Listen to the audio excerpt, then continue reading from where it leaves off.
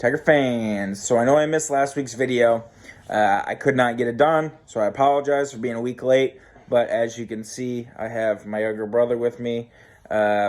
He's been making a lot of appearances on the channel. We've been hanging out a little bit more over the last month. So might as well make a video with him. So today isn't really going to be anything like a recap. We're going to kind of just talk about how the state of the Tigers are in general, and how they've been playing. So first things first, injuries. It's been really, really bad. Since my last video, Casey Mize is going on the injured list. Matt Manning has gone on the injured list. Javier Baez was hurt. Today was his first game back. And how do you think he looked today at the plate? Not good. Yeah, not good at all. You could tell he missed 9 games.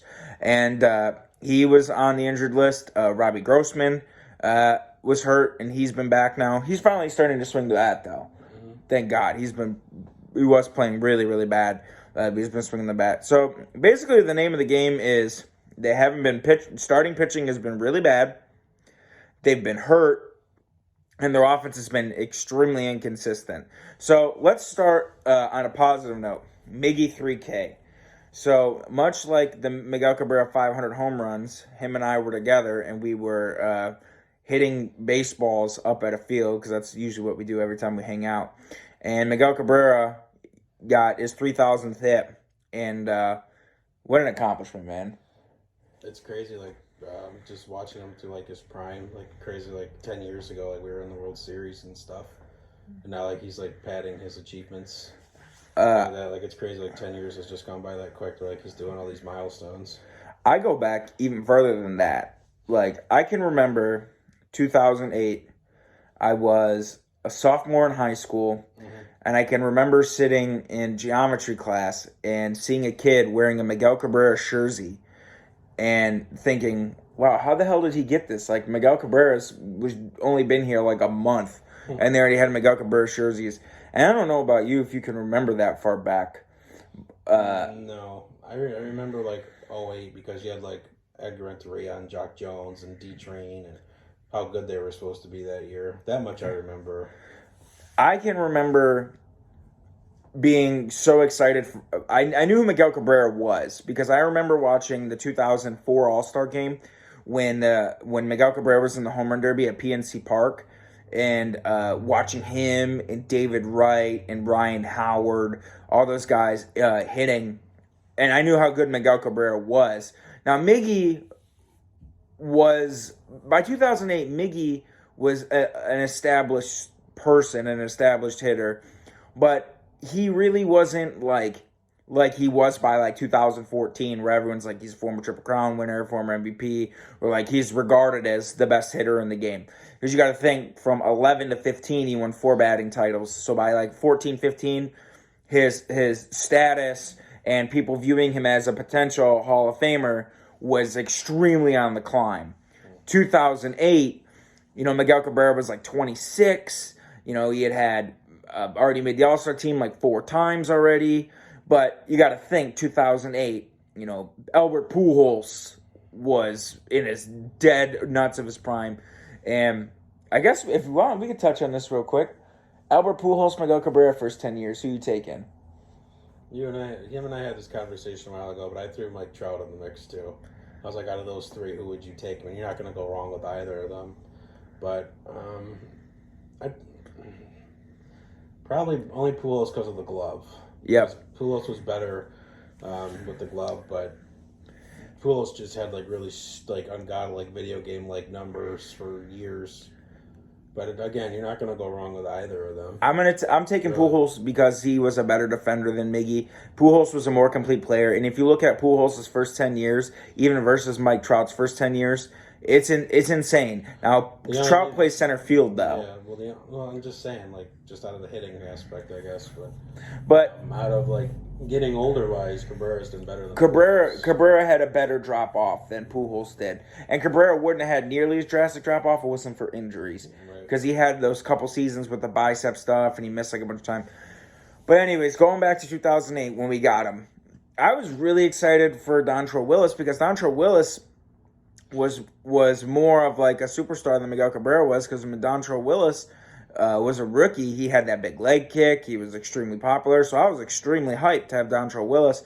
And Miguel Cabrera was like, wow, he's a good hitter. Well, as we all know how that panned out, Dontrelle Willis was only on the team for a couple of years before they cut him, and then he ended up going to Arizona. And obviously, by the time 2010 came around, Miggy was a superstar. Yeah, it was rough. And, him and I were watching Miguel Cabrera home run videos from 2012.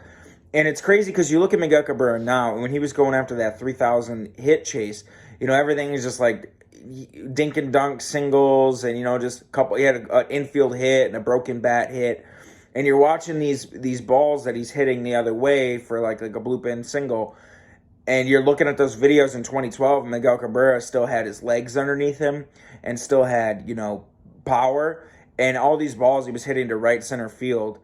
And it was just insane, and you forget because it's been a while since Miguel Cabrera has been truly Miguel Cabrera, like when he was a 30 home run guy every year, 100 RBIs, in the contention for the batting title. Watching do yourself a favor and go watch some of these Miguel Cabrera videos from like 2010 to 2015, because the guy's power was insane to right center. And I mean, you look when he was on the 500 home run chase, I think he only had one ball that he actually hit to left field last season for a home run. He might have had two balls hit the left field. Everything was always right field, barely over the couple rows up in the ball. But I mean, Miguel Cabrera used to hit balls to right center like left-handed hitters would hit balls to right center. And there's a great home run that he hit in Tampa Bay, and I've referenced it on this channel a few times, where he hit it to right center, and that ball was like 455 feet, and it was an insane shot. And just watching him, and it makes me feel really old because now I'm going to be 31 this year, and what are you, 27 now? 28 this year, in a month or so. And it'll be 2008. I was only 16, and to watch this guy's career. I mean, when Miguel Cabrera was my age, he won the Triple Crown, which is insane to think how pathetic my life is, that when someone was my age, they won the Triple Crown and the MVP. And I don't know, man, it's such great nostalgia to see Miguel Cabrera getting all this kind of praise, because realistically, he's getting all this praise and everything else, but he's been the Tigers' best hitter so far this year besides Austin Meadows. Now we're going to get on track of how the Tigers have been playing. It's been not good whatsoever. I know that I said, and I stick to this, that I wanted the Tigers to be 4 or 5 games under 500, hopefully coming out of April, and not be like they were last year coming out of April, where their season looked already over, and it took them playing even over 500. They didn't get close to, really tickling anything for like a contention for second place or anything. Mm-hmm. But they've been playing horrible. Their defense, particularly. You were really hyped about that game against the Yankees, where Tyler Alexander and Tucker Barnhart and Spencer Torkelson all let a ball drop in between them. I feel like the play still could have been made, but Alexander just kind of like nonchalantly just dropped it. I mean, I'm not saying it's not a tough play, but it still landed in his glove pretty It was a catchable ball. And today, Haas had a ball. But the thing with Torkelson, he's having a lot of trouble with balls in foul territory. I know that's something they said they're working on. Yeah. That's plays he hasn't been making. There's also a play he had today he missed to his right that he should have gotten. So you can tell he's definitely green. Even though he spent most of his college career at first base. You know what's weird about Torkelson? He's missing some. Is he is really good at scooping balls out of the dirt, and he's got a great lunge at first. Like, he's really good at getting long and lunging towards the ball, but he cannot field foul balls in foul territory. He's been horrible at that. Absolutely horrible at that, like you were saying. And then like today, Eric Haas had a ball with the Akil Baddoo they should have caught. There's been so many misplays so far, even on the infield, and it doesn't help because like the Tigers, when they lost Javier Baez, so those 9 games, and like I'm not going to sit here and come on here and dog Javier Baez today for having a bad game. He was hitting the ball really, really well coming in to his injury. He was hitting over 300 and not playing for 9 games, and all of a sudden, I think it was a good move for A.J. Hinch to play him today, considering they're going to Minnesota. It's going to be super, super cold. And today in Detroit, it was like 80 degrees. So, get him a game where it's warm and whatnot, and he has a chance. But they get the rest tomorrow. So what I don't get is how inconsistent this team's has been, because so game one of the doubleheader, the Miggy 3K game, they had 20 hits and 13 runs. Yep. And then the last two games, they've scored 5 runs, and I don't think they've combined over the last 2 games for 20 hits. Chad Kuhl and Gomber, the last 2 games, has destroyed this Tigers lineup. Today they didn't play Miguel Cabrera, which I kind of don't get because he's a DH. Like, I don't understand what giving him a day off does when he's sitting on the bench for the majority of the game, except when he's up to hit. That doesn't make any sense to me, but neither here nor there. I think maybe Hinch was thinking with Baez coming back for today's game, they could rest Miggy because that bat would be, I don't know, the same kind of bat. I don't know, because you're getting that. But the offense has just been so inconsistent, and a lot of it has to do with Scope. Has got off to an absolutely abysmal start. He had that one plate appearance today where first 2 pitches were sliders way off the plate. And it just swing. And even Torkelson today, he had some bad at-bats today. He took 2 strike threes. Well, not that he did get a home run in that 3K hit game, but he did the right field. But I've noticed that they've been throwing him a lot of breaking pitches on the outside corner, and he's just sitting there taking it. I mean, they're tough pitches, though.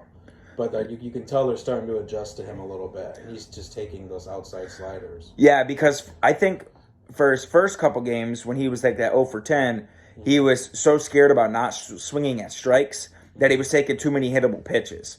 Yeah. Then it became, like when you and I were talking, when he finally got that first hit, I was like, he needs to start swinging at hittable strikes, and even though he was getting a lot of walks, because he needs to swing at pitches he can do damage with.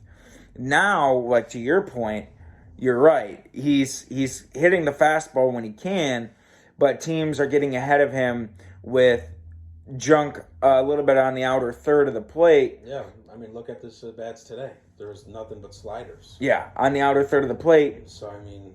And he's just taking them, because that's one thing about Torkelson that I think we've learned very quickly, seeing him every day so far, is that he has good command of the strike zone. Like, to see... He's like one of the top 15 or 20 hitters in the American League for pitches seen per AB. He's only 22. Yeah.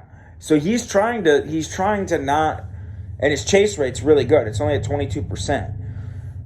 So he's not trying to let teams make him swing at junk. Like, he is swinging at pitches inside the zone. But at the same time, he's a guy that's got a lot of power, and he's a guy that the Tigers are already looking at. He's leading the team in home runs. He's a guy that needs to swing the stick more because he needs to provide offense. I mean, he's already been bumped up a little bit in the batting order.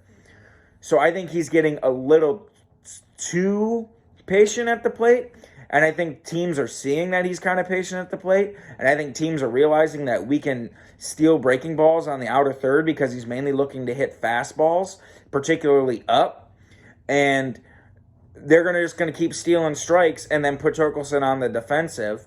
And, now he's, like, and both pitches that he took, one was middle down and the other was outer third away. It's like he's not trying to swing at anything unless it's middle in or middle up. He's got the ability to go the other way, too. I mean, he has his back and cover that whole plate. Yeah, because the single he had today was to right center. His home run was to right field yesterday. So he can take that pitch the other way. Exactly. It's just not... He's not doing it right now, consistently, I guess. I think he needs not. I don't want him to come out of his approach and not walk as much and everything else, but I think he needs to start attacking breaking balls in the zone a little bit more. I think that's going to be his next adjustment. Right. So that's what I was trying to get to. Yeah. Because if he doesn't start hitting breaking balls in the zone, he's going to be 0-2 so quick. A lot of counts. It's like Joe Mauer taking the first pitch every time. Yeah. Before you know it, it's 0-2. And well, Mauer is a good 2-strike hitter, but it's not the same. Yeah. Well, and Mauer only had like one season of like any kind of power. Yeah. But neither here nor there, it's like he needs to make that adjustment inside the zone. But the Tigers lineup as a whole, Scope isn't hitting. Grossman has finally had a 3-game stretch where he's actually done something. Akil Baddoo. Pretty much if your name's not Cabrera, Meadows, or Torkelson, nothing's getting done. Yeah. Essentially. And you guys, they won one series this whole month so far. And caveat, the 4th game was rained out. True. So they could have split it. Yeah. That's not going to cut it. They have, but I guess I was talking to him during the game, so we were watching the game together today. It's like the only good news is no team's really taken off yet. A lot of teams right now are plagued with the injury bug. A lot of teams are not really in fuego, I guess. and you look at the Central, basically Cleveland. They're playing above what kind of team they are. Like, you can't expect Stephen Kwan to carry that lineup through the whole freaking 162 game season. And they have really good pitching. And don't talk about Stephen Kwan. Miles Straw might hear you. Yeah, he'll break into your house. But we knew that how good Cleveland's pitching was. Yeah. And right now their offense has been really, really good. And they still have Jose Ramirez, and Kwan's been off to a great start and everything else. So, I don't know. I don't expect them to be, this juggernaut of a team. And we've really lucked out to this point that the White Sox have been absolutely destroyed by injuries. They just lost Eloy Jimenez. 6 to 8 weeks. Yeah, 6 to 8 weeks. So really, I think a lot of this has to do with, if we're going to look for any kind of a reason, is, it's been really cold. The Tigers haven't really played many warm games so far. The whole league in general, just MLB, has been hit by a lot of injuries, and a lot of it has to do with the shortened spring training that they had due to the lockout. But if you look too, like the offense across the league has been really bad. Like, it's been like the fewest and it's been in years. Like, there was a stat that came up that says over I think it's like 20 some odd years, like the lowest amount of runs per game and stuff like that. And there's over 200 hitter. There's over 56 hitters with 200 or lower batting averages right now. So offense is down in the league. Yeah, people are scuffling bad. So I don't want to sit here and make too dramatic of a video about how bad the Tigers' offense has been. I just wish that there was a little more consistency besides relying on 3 guys on the whole lineup. I wish, it's good to see Grossman hit. It's good to have Baez back and everything else. But, they need scope to start hitting some more balls. And they need Baddoo at the bottom of the lineup to start hitting a little bit better. Because Baddoo, is going to be, he's the guy that you can put on the top of the lineup when he's hitting better. And, I thought when they faced Garrett Cole in that Yankees series, they were pretty disciplined. They got a lot of full counts. So you kind of started seeing them getting it. They were starting to get into longer at bats. I will say the Tigers have walked a lot this year. Yeah, and their bullpen's been damn good too. Yeah. But they just got to get it going. And, hopefully in May you see a little bit more. But this month just, I guess really for any team, it's just kind of been a struggle. What I'm hoping for is that the offense starts to heat up a little bit. Scope gets it going a little bit more. Baddoo gets it going. I'm not expecting much out of center field with Derek Hill.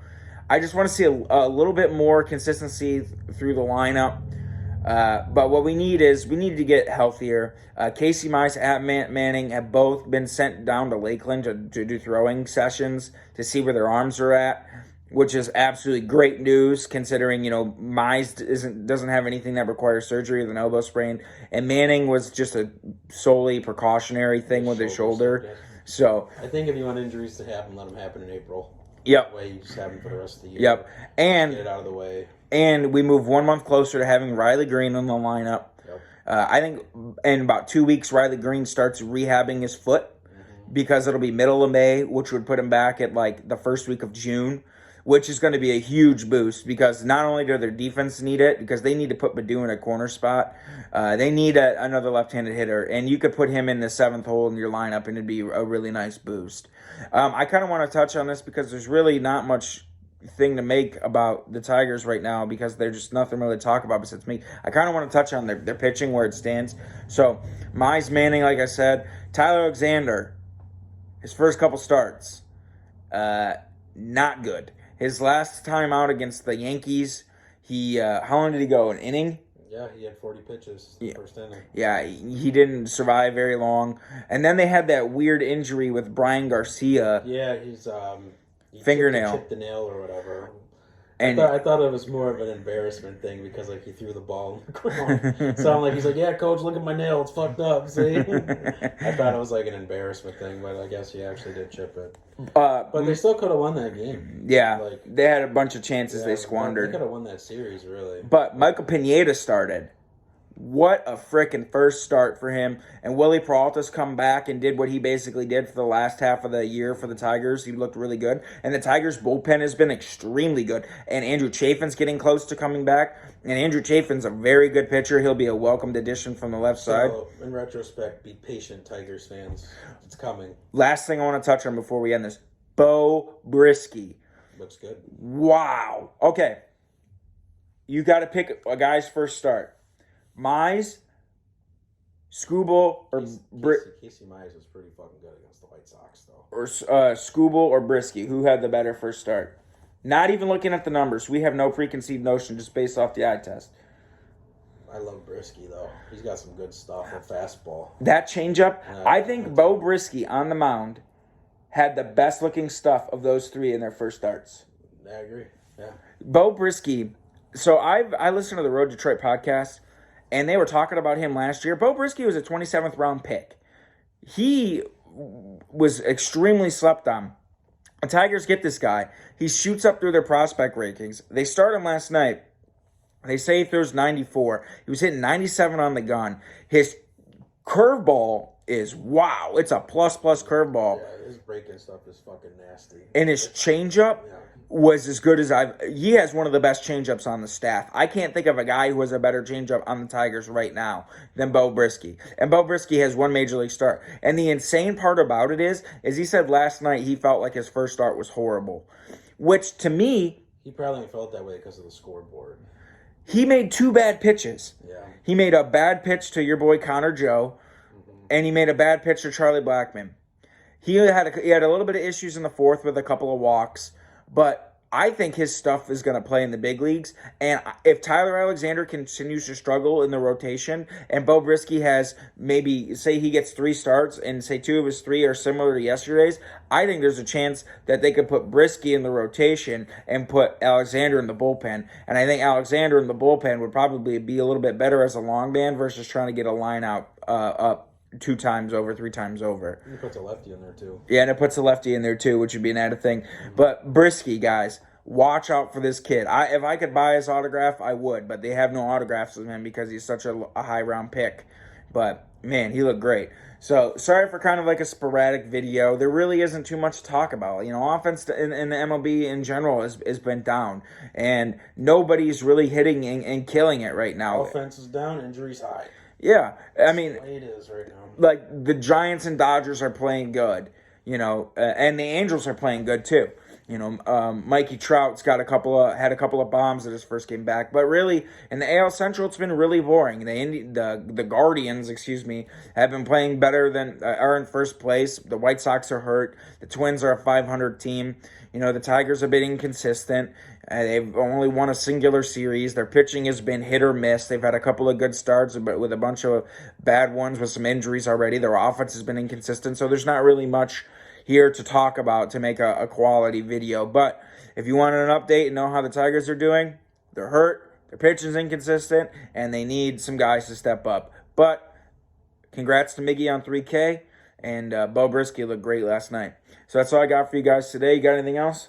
Congrats to Miggy. Congrats to Miggy. Go Tigers. I'll be back next week to do a proper This Week in Tigers baseball and talk about the week that was. Have a good one, guys.